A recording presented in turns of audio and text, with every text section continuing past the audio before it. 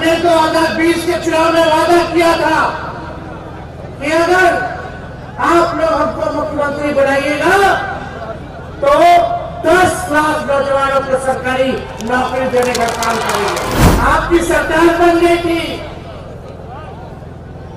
लेकिन छल कपट किया गया तो मुख्यमंत्री जी गिड़गिड़ाते हुए आए और हाथ जोड़ करके ऐसे ही माफी मांगे हमारे माता पिता से। मोदी जी का गारंटी इतना मजबूत गारंटी होता है तो ये मोदी जी के गारंटी वाले कौन गारंटी पाया कि बिहार के मुख्यमंत्री फिर से पलटेंगे कि नहीं पलटेंगे, जरा बताओ। और आप सब लोग जानते पूरे देश भर में किसान हो, नौजवान हो,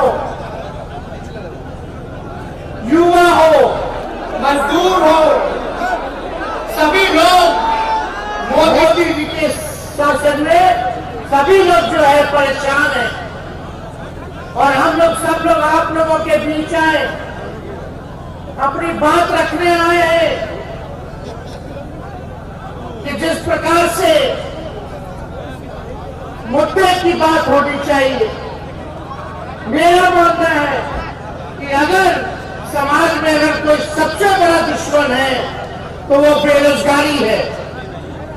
नौजवान लोग पढ़ लिख के डिग्री लेकर के भी बेरोजगार है और लगातार मोदी जी के राज में बेरोजगारी दर जो है बढ़ता चला जा रहा है। हमने 2020 के चुनाव में वादा किया था कि अगर आप लोग हमको मुख्यमंत्री बनाइएगा तो 10 लाख नौजवानों को सरकारी नौकरी देने का काम करेंगे।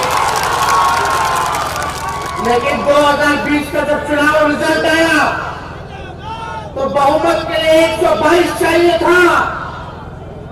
हम लोग बहुमत पार कर गए थे, लेकिन छल कपट से ये लोग 122 की जगह हम लोगों को 114 के आसपास रोकने का काम किया। आपकी सरकार बन गई थी, लेकिन छल कपट किया गया। किसी विधायक को 50 वोट से हराया गया, किसी को 12 वोट से हराया गया, किसी को 100 वोट से हराया गया, किसी को 500 वोट से हराया गया। 4 बजे के बाद गिनती बंद कर दिया था, फिर रात के अंधेरे में 12 बजे के बाद गिनती शुरू किया था। फिर भी सरकार बनी, हम विपक्ष में हैं, हमें स्वीकार था, फिर भी हमने ठाना था कि बेरोजगारी मुद्दे को लेकर के हम लड़ाई लड़ने का काम करेंगे। फिर बाद में आप लोग तो माननीय मुख्यमंत्री जी को जानते ही हैं, हमको बताने की जरूरत नहीं है। आदरणीय लालू जी के पास आए, हमारे घर आए, उन्होंने कहा कि हमारे पार्टी के भाजपा वाला तोड़े था,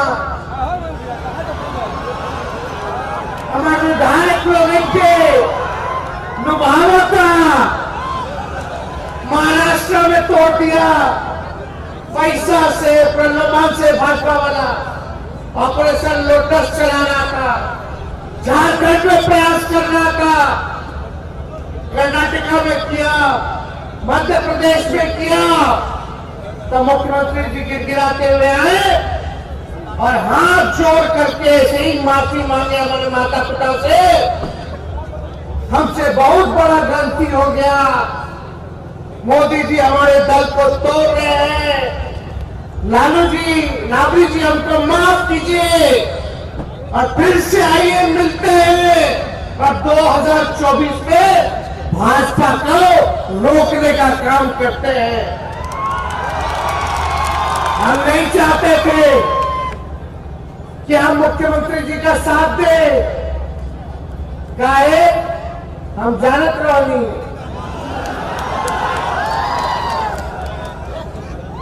हम तो हाउस में पूछे भी भाजपा वाले के लोग, यानी मोदी जी का गारंटी इतना मजबूत गारंटी होता है तो ये मोदी जी के गारंटी वाले कौन गारंटी पाया कि बिहार के मुख्यमंत्री फिर से पलटेंगे कि नहीं पलटेंगे, जरा बताओ। तो विधानसभा में सब भाजपा वाला चुप हो गया, कोई गारंटी लेने को तैयार नहीं।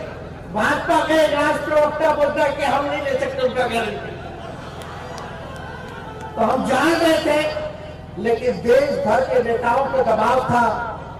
सब लोग चाहते थे कि भाई कुछ भी हो जाए लालू जी, अगर नीतीश जी सच्चे मन से आ रहे हैं तो आप उनको स्वीकार कीजिए, चाहे जो त्यागना हो, जो कुर्बानी देनी हो, दे करके देश को बचाने का काम कीजिए, देश के लोकतंत्र को बचाने का काम कीजिए, देश के संविधान को बचाने का काम कीजिए।